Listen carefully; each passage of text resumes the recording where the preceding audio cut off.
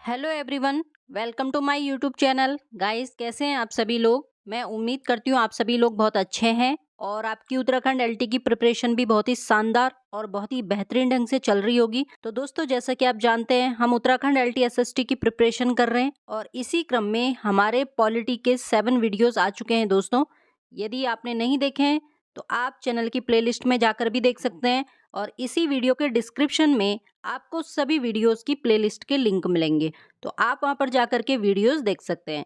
तो दोस्तों, चलिए स्टार्ट करते हैं। लेकिन उससे पहले मैं एक ही बात कहूंगी कि यदि आपको वीडियोस पसंद आ रहे हैं तो प्लीज़ वीडियो को लाइक करें, चैनल पर नए तो सब्सक्राइब करें और इन वीडियोस को अपने दोस्तों को भी शेयर करें।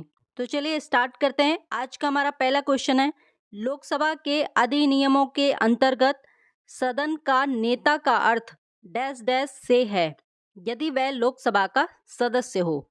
4 ऑप्शन आपके सामने हैं, लोकसभा अध्यक्ष, राष्ट्रपति, लोकसभा उपाध्यक्ष या फिर प्रधानमंत्री। तो यहाँ पे हमारा राइट आंसर हो जाएगा डी, प्रधानमंत्री।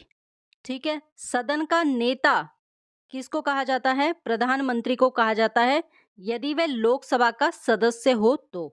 अगला प्रश्न है हमारा, राष्ट्रीय आपदा प्रबंधन प्राधिकरण के अध्यक्ष कौन हैं? 4 ऑप्शन आपके सामने, प्रधानमंत्री, गृह मंत्री, राष्ट्रपति या फिर स्वास्थ्य मंत्री। तो काफी इंपॉर्टेंट क्वेश्चन है ये। तो देखिए, हमारे यहाँ पे राइट आंसर हो जाएगा दोस्तों ए, प्रधानमंत्री। राष्ट्रीय आपदा प्रबंधन प्राधिकरण के जो अध्यक्ष होते हैं वो प्रधानमंत्री होते हैं। अगला प्रश्न है हमारा, वास्तविक कार्यपालिका शक्ति मंत्री परिषद में निहित होती है डैश डैश इसके प्रधान होते हैं। राज्यसभा के अध्यक्ष, उपाध्यक्ष, प्रधानमंत्री या फिर राष्ट्रपति। दोस्तों, ये बहुत ही महत्वपूर्ण प्रश्न है और इसका आंसर हो जाएगा सी, प्रधानमंत्री। तो यहाँ पे ध्यान रखना है आपको, वास्तविक कार्यपालिका शक्ति जो होती है वो मंत्री परिषद में निहित होती है और मंत्री परिषद का प्रधान कौन होता है? तो प्रधानमंत्री होता है। अगला प्रश्न देखते हैं, संसदीय शासन प्रणाली में वास्तविक कार्यपालिका शक्ति किसके पास होती है? संसद, प्रधानमंत्री, राष्ट्रपति या नौकरशाही। तो यहाँ पे हमारा राइट आंसर हो जाएगा बी, प्रधानमंत्री। संसदीय शासन प्रणाली में जो वास्तविक कार्यपालिका शक्ति होती है वो प्रधानमंत्री में निहित होती है।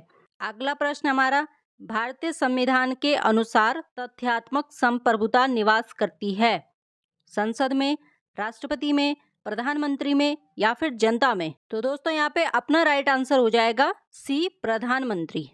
अगला प्रश्न देखिए, किस दल ने 2 वर्ष के समय में 2 प्रधानमंत्री दिए? भाजपा, जनता पार्टी, जनता दल या सजपा। तो यहाँ पे अपना राइट आंसर हो जाएगा दोस्तों बी, जनता पार्टी। अगला प्रश्न है, निम्नलिखित में से भारत के कौन से प्रधानमंत्री अविश्वास मत में पराजित हुए थे? मोरारजी देसाई, विश्वनाथ प्रताप सिंह, एचडी देवगौड़ा या फिर अटल बिहारी वाजपेयी। नीचे दिए गए कूट का प्रयोग करके आपको सही उत्तर चुनना है।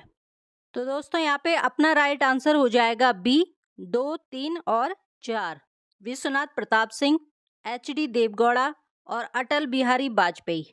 ये भारत के कुछ ऐसे प्रधानमंत्री हैं जो अविश्वास मत में पराजित हुए थे। अगला प्रश्न है, यदि भारत का प्रधानमंत्री राज्यसभा का सदस्य है तो 4 ऑप्शन आपके सामने हैं। अविश्वास प्रस्ताव की स्थिति में वह अपने पक्ष में वोट नहीं दे सकता, उसे 6 महीनों के अंदर लोकसभा का सदस्य बनना होगा, वह लोकसभा में बजट पर नहीं बोल सकता, वह केवल राज्यसभा में ही वक्तव्य दे सकता है। तो दोस्तों, यहाँ पे अपना राइट आंसर हो जाएगा ए, अविश्वास प्रस्ताव की स्थिति में वह अपने पक्ष में मत नहीं दे पाएगा। अगला प्रश्न है, वर्ष 1975 से 1977 के बीच आपातकाल के दौरान भारत के प्रधानमंत्री कौन थे? ऑप्शन है हमारे, राजीव गांधी, मोरारजी देसाई, चरण सिंह या इंदिरा गांधी। तो दोस्तों, अपना राइट आंसर यहाँ पे हो जाएगा डी, इंदिरा गांधी। चलिए अगला प्रश्न देखते हैं, सबसे कम उम्र में प्रधानमंत्री पद पर आसीन होने वाले व्यक्ति हैं? राजीव गांधी, मोरारजी देसाई, लाल बहादुर शास्त्री या फिर इंदिरा गांधी। तो यहाँ पे हमारा राइट आंसर हो जाएगा ए, राजीव गांधी। अगला प्रश्न है, सबसे अधिक उम्र में प्रधानमंत्री पद पर आसीन होने वाले व्यक्ति हैं? लाल बहादुर शास्त्री, जवाहरलाल नेहरू, मोरारजी देसाई या आई के गुजराल। तो दोस्तों ये काफ़ी महत्वपूर्ण प्रश्न है और एग्जाम में कई बार पूछा जाता है। तो यहाँ पे हमारा राइट आंसर हो जाएगा सी, मोरारजी देसाई। मोरारजी देसाई एक ऐसे प्रधानमंत्री हैं जो सबसे अधिक उम्र में प्रधानमंत्री बने थे। अगला प्रश्न है, प्रधानमंत्री पद से त्यागपत्र करने वाले पहले व्यक्ति कौन है? जवाहरलाल नेहरू, इंदिरा गांधी, मोरारजी देसाई या फिर चौधरी चरण सिंह। तो यहाँ पे भी दोस्तों अपना राइट आंसर हो जाएगा सी, मोरारजी देसाई। अगला प्रश्न है, ऐसे प्रथम प्रधानमंत्री जिनके विरुद्ध लोकसभा में अविश्वास प्रस्ताव लाया गया था? जवाहरलाल नेहरू, लाल बहादुर शास्त्री, इंदिरा गांधी या फिर मोरारजी देसाई। तो दोस्तों यहाँ पे अपना राइट आंसर हो जाएगा ए, जवाहरलाल नेहरू। अगला प्रश्न हमारा, लोकसभा चुनाव में पराजित होने वाले या वाली प्रथम प्रधानमंत्री हैं? मोरारजी देसाई, चौधरी चरण सिंह, इंदिरा गांधी या वीपी सिंह। तो दोस्तों यहाँ पे अपना राइट आंसर हो जाएगा सी, इंदिरा गांधी।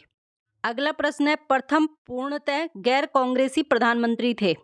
मोरारजी देसाई, चौधरी चरण सिंह, वीपी सिंह या अटल बिहारी वाजपेयी। तो दोस्तों यहाँ पे हमारा राइट आंसर हो जाएगा डी, अटल बिहारी वाजपेयी। जैसे कि आप जानते हैं ये बीजेपी से रिलेटेड थे, भारतीय जनता पार्टी। अगला प्रश्न है, भारत के प्रथम सिख प्रधानमंत्री हैं? Manmohan Singh, Montek Singh Ahluwalia, S Ahluwalia, captain Amarinder Singh. तो यहाँ पे अपना राइट आंसर हो जाएगा ए, मनमोहन सिंह। चलिए अगला प्रश्न देखते हैं, किस प्रधानमंत्री द्वारा प्रस्तुत विश्वास प्रस्ताव पर अब तक की सबसे लंबी बहस लोकसभा में चली? वीपी सिंह, एचडी देवगौड़ा, चंद्रशेखर या फिर अटल बिहारी वाजपेयी। तो दोस्तों यहाँ पे अपना राइट आंसर हो जाएगा डी, अटल बिहारी वाजपेयी। अगला प्रश्न है, अभी तक पद पर रहते हुए कितने प्रधानमंत्रियों की मृत्यु हुई है? 2, 3, 4 या फिर 5। तो दोस्तों इसका राइट आंसर हो जाएगा 3। 3 प्रधानमंत्री ऐसे हैं जो पद पे रहते हुए जिनका निधन हुआ है, लाल बहादुर शास्त्री और इंदिरा गांधी। और तीसरे का नाम आप कमेंट बॉक्स में जरूर बताइएगा। अगला प्रश्न देखिए, अब तक लोकसभा में प्रस्तुत अविश्वास प्रस्ताव सर्वाधिक बार किस प्रधानमंत्री की सरकार के खिलाफ रखे गए हैं? जवाहरलाल नेहरू, लाल बहादुर शास्त्री, इंदिरा गांधी या फिर अटल बिहारी वाजपेयी। तो यहाँ पे अपना राइट आंसर हो जाएगा सी, इंदिरा गांधी। अगला प्रश्न है, लोकसभा में विश्वास मत प्राप्त करने के पहले ही त्यागपत्र देने वाले प्रधानमंत्री कौन थे? चौधरी चरण सिंह, अटल बिहारी वाजपेयी, उपरोक्त दोनों या फिर इनमें से कोई भी नहीं। तो यहाँ पे अपना राइट आंसर हो जाएगा सी, उपरोक्त दोनों। अगला प्रश्न है, लोकसभा में विश्वास मत प्राप्त करने में असफल रहने के कारण त्यागपत्र देने वाला प्रधानमंत्री है? वीपी सिंह, एचडी देवगौड़ा, उपरोक्त दोनों या फिर इनमें से कोई भी नहीं। तो यहाँ पे भी अपना राइट आंसर हो जाएगा सी, उपरोक्त दोनों। चलिए अगला प्रश्न देखिए, भारत के प्रधानमंत्री राष्ट्रपति द्वारा चुने जाते हैं, राज्यों के मुख्यमंत्री द्वारा चुने जाते हैं, लोकसभा में बहुमत दल के नेता होते हैं, चुने नहीं जाते हैं बल्कि वंशानुगत होते हैं। तो दोस्तों यहाँ पे अपना राइट आंसर हो जाएगा सी, लोकसभा में बहुमत दल के नेता होते हैं। अगला प्रश्न है, प्रधानमंत्री कौन बनता है? लोकसभा में बहुमत दल का नेता, सर्वाधिक उम्र का सांसद, सर्वाधिक मत प्राप्त करने वाला सांसद, राष्ट्रपति जिसे बनाना उचित समझे। तो यहाँ पे अपना राइट आंसर हो जाएगा दोस्तों ए, लोकसभा में बहुमत दल का नेता। अगला प्रश्न है, यदि भारत के प्रधानमंत्री संसद के उच्च सदन के सदस्य हैं तो 4 ऑप्शन आपके सामने हैं और आपको बताना है कि इसमें सही आंसर क्या होगा। तो यहाँ पे हमारा राइट आंसर हो जाएगा ए, वह अविश्वास प्रस्ताव की स्थिति में अपने पक्ष में वोट नहीं दे सकेंगे। अगला प्रश्न है, भारत के प्रधानमंत्री का पद परंपरा पर आधारित है, संसद द्वारा सृजित है, संविधान द्वारा सृजित है या राष्ट्रपति द्वारा सृजित है? तो यहाँ पे अपना राइट आंसर हो जाएगा सी, संविधान के द्वारा सृजित है। अगला प्रश्न है, भारत का प्रधानमंत्री सत्ता दल का अध्यक्ष हो सकता है, हमेशा सत्ता दल का अध्यक्ष होता है, सत्ता दल का अध्यक्ष नहीं होता या फिर इनमें से कोई भी नहीं? तो यहाँ पे अपना राइट आंसर हो जाएगा ए, सत्ता दल का अध्यक्ष हो सकता है। अगला प्रश्न है हमारा, नीति आयोग का अध्यक्ष होता है राष्ट्रपति, उपराष्ट्रपति, प्रधानमंत्री या फिर गृह मंत्री? तो दोस्तों यहाँ पे अपना राइट आंसर हो जाएगा सी, प्रधानमंत्री। प्रधानमंत्री नीति आयोग का अध्यक्ष होता है। अगला प्रश्न है, आमतौर पर भारत के प्रधानमंत्री होते हैं संसद का सदस्य नहीं, लोकसभा का सदस्य, राज्यसभा का सदस्य, दोनों सदनों का सदस्य। तो यहाँ पे अपना राइट आंसर हो जाएगा बी, लोकसभा का सदस्य। अगला प्रश्न, भारत के प्रधानमंत्रियों का निम्नलिखित में से कौन कालानुक्रम सही है? इंदिरा गांधी, जवाहरलाल नेहरू, मोरारजी देसाई या चौधरी चरण सिंह? तो आपको क्रम से इनको लगाना है कि पहले प्रधानमंत्री कौन थे, फिर दूसरे कौन थे, तीसरे कौन थे, चौथे कौन थे। तो नीचे यहाँ पे कूट दिया गया है, इसकी सहायता से आपने अपना आंसर बताना है। तो यहाँ पे हमारा राइट आंसर हो जाएगा सी। पहले जो प्रधानमंत्री थे वो थे जवाहरलाल नेहरू, उसके बाद प्रधानमंत्री बनी इंदिरा गांधी, उसके बाद प्रधानमंत्री बने मोरारजी देसाई और फिर बने चौधरी चरण सिंह। तो ये क्रम सही रहेगा, तो सी वाला आंसर हमारा सही है। अगला प्रश्न है, संसदीय तंत्र में वह व्यक्ति प्रधानमंत्री चुना जा सकता है जो निम्न का नेता होता है? उच्च सदन में बहुमत दल, निम्न सदन में बहुमत दल, उच्च सदन में अल्पमत, निम्न सदन में अल्पमत। तो यहाँ पे अपना राइट आंसर हो जाएगा दोस्तों बी, निम्न सदन में बहुमत दल। अगला प्रश्न है, मंत्रिमंडल की बैठक की अध्यक्षता कौन करता है? राष्ट्रपति, उपराष्ट्रपति, लोकसभा अध्यक्ष या फिर प्रधानमंत्री? तो दोस्तों यहाँ पे अपना राइट आंसर हो जाएगा डी, प्रधानमंत्री। अगला प्रश्न है, प्रधानमंत्री की नियुक्ति राष्ट्रपति करता है, ये किस अनुच्छेद में वर्णित है? अनुच्छेद 61, अनुच्छेद 70, अनुच्छेद 75 या फिर अनुच्छेद 85? तो दोस्तों ये बहुत ही महत्वपूर्ण प्रश्न है और इसका आंसर रहेगा दोस्तों हमारा सी, अनुच्छेद 75। अगला प्रश्न है, भारत के प्रधानमंत्री पद के लिए उम्मीदवार की कम से कम कितनी उम्र होनी चाहिए? 25 वर्ष, 30 वर्ष, 35 वर्ष या फिर 40 वर्ष? तो यहाँ पे अपना राइट आंसर हो जाएगा ए, 25 वर्ष। यदि आपको प्रधानमंत्री बनना है तो कम से कम आपकी उम्र 25 वर्ष तो होनी चाहिए। अगला प्रश्न है, लगातार दूसरी बार प्रधानमंत्री पद पर आसीन होने वाले व्यक्ति हैं? जवाहरलाल नेहरू, इंदिरा गांधी, अटल बिहारी वाजपेयी या इनमें से सभी? तो दोस्तों यहाँ पे अपना राइट आंसर हो जाएगा डी, इनमें से सभी। इंदिरा गांधी भी 2 से अधिक बार प्रधानमंत्री बनी है, जवाहरलाल नेहरू 3 बार बने हैं, अटल बिहारी वाजपेयी भी 3 बार बने हैं। ठीक है, भारत के प्रधानमंत्री नियुक्त होते हैं, निर्वाचित होते हैं, मनोनीत होते हैं या चयनित होते हैं? तो यहाँ पे अपना राइट आंसर हो जाएगा दोस्तों नियुक्त होते हैं। अगला प्रश्न है, प्रधानमंत्री की नियुक्ति कौन करता है? राष्ट्रपति करता है या फिर लोकसभा का अध्यक्ष या फिर राज्यसभा का सभापति या फिर उपराष्ट्रपति? तो यहाँ पे हमारा राइट आंसर हो जाएगा ए, राष्ट्रपति। राष्ट्रपति प्रधानमंत्री की नियुक्ति करता है। अगला प्रश्न है, प्रधानमंत्री को उसके पद की गोपनीयता की शपथ कौन दिलाता है? राष्ट्रपति, उपराष्ट्रपति, लोकसभा अध्यक्ष या मुख्य न्यायाधीश सुप्रीम कोर्ट?